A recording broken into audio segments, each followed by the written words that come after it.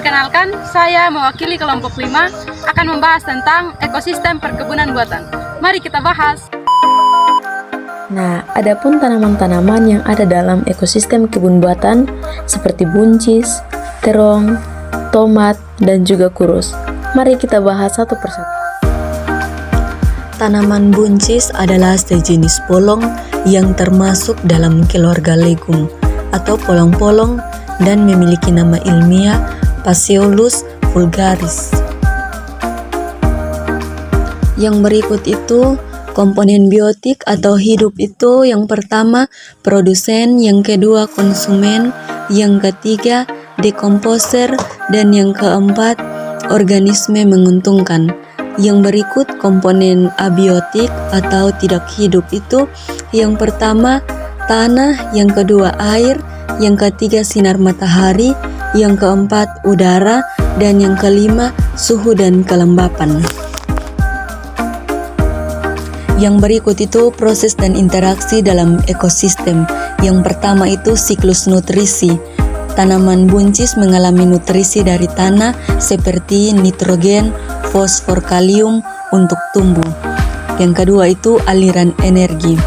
Energi matahari ditangkap oleh tanaman buncis atau produsen melalui fotosintesis.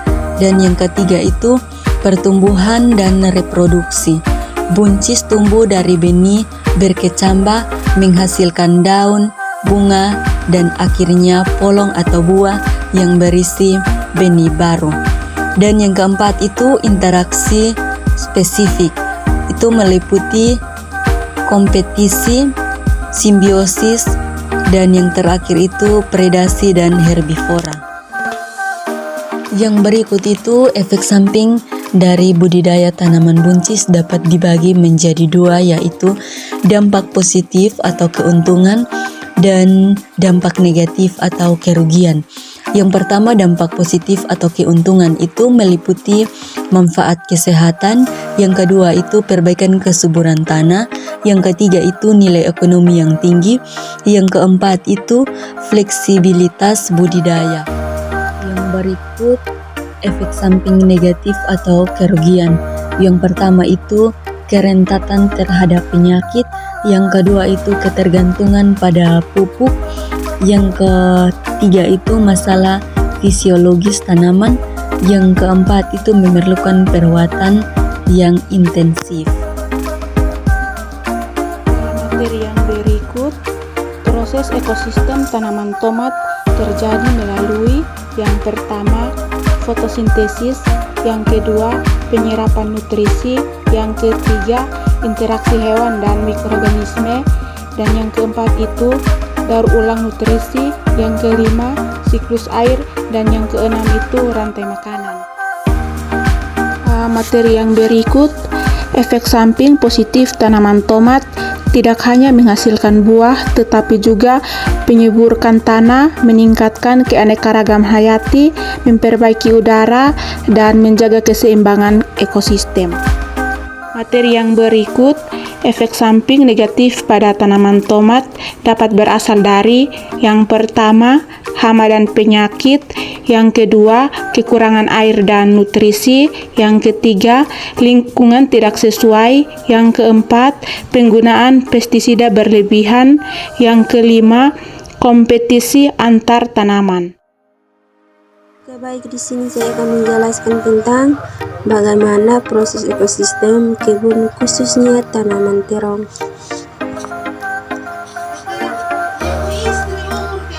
Ekosistem kebun adalah hubungan timbal balik antara makhluk hidup atau tanaman, hewan, mikroorganisme, dan komponen tak hidup, air, tanah, cahaya, udara.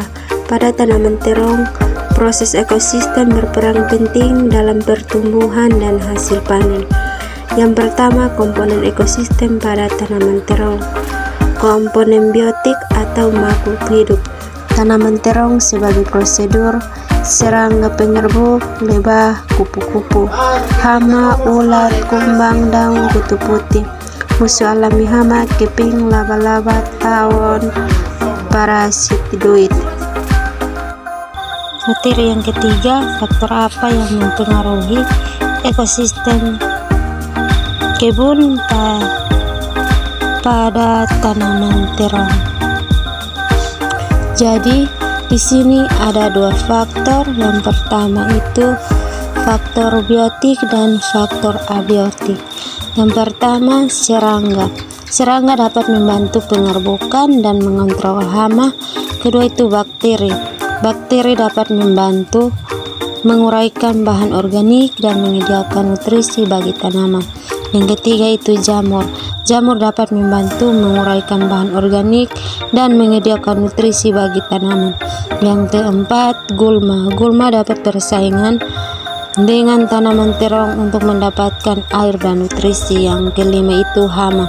Hama dapat merusak tanaman terong dan mengurangi produksi. Yang kedua itu faktor abiotik. Yang pertama itu suhu. Suhu yang ekstrem dapat mempengaruhi pertumbuhan dan produksi tanaman terong. Yang kedua itu kelembapan. Kelembapan yang tidak tepat dapat mempengaruhi pertumbuhan dan produksi tanaman terong. Yang ketiga itu cahaya. Cahaya yang tidak tepat dapat mempengaruhi pertumbuhan dan produksi tanaman terong. Yang keempat itu tanah. Tanah yang tidak subur dapat mempengaruhi pertumbuhan dan produksi tanaman terong. Jadi yang berikut adalah tanaman cabai merah besar. Tanaman cabai merah besar atau nama latinnya Capsicum annum adalah jenis cabai dengan ukuran panjang 6-10 cm dan diameter 0,7 sampai dengan 1,3 cm, berwarna merah cerah saat matang. Tanaman ini punya nilai ekonomi tinggi karena mengandung vitamin C, antioksidan yang bermanfaat untuk kesehatan. Nah, di Indonesia, tanaman cabai ini dibudidayakan di lahan basah atau kering dengan siklus tumbuh sekitar 3-4 bulan dari bibit hingga panen. Yang berikut adalah proses ekosistem terhadap tanaman cabai merah besar.